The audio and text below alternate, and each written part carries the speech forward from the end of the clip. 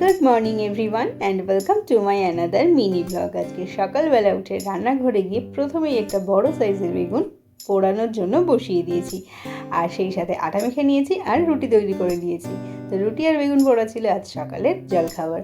এরপর দুপুরের জন্য ভাত বসিয়ে দিয়েছি, বেগুন ভাজা করে নিয়েছি, আর তার সাথে করেছিলাম ডাল। আর গতকাল একটা বড় বাঁধাকপির অর্ধেকটা রান্না করেছিলাম, আর বাকি অর্ধেকটা আজকে রান্না করেছি।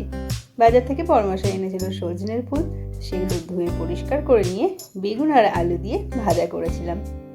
এরপর স্নান খাওয়া দাওয়া সেরে একটুখানি আঙুর খাচ্ছিলাম বসে বসে। আর আজকে যেহেতু আমি শ্যাম্পু করেছি তো চুলটা ভিজে ছিল, তো ভাবলাম যে একটু ছাদে গিয়ে চুলটা না শুকালে আমার ঠান্ডা লেগে যাবে। তো সেই জন্য বিকালের পড়ন্ত রোদে বসে বসে একটু চুলটা শুকিয়ে নিলাম, আর বেশ খানিকক্ষণ আমি ছাদে আজকে বসেছিলাম। আর এরপর রাতে তৈরি করেছিলাম রুটি। তো রুটি আর বাঁধাকপি তরকারি ছিল আজকে রাতের ডিনার। টাটা।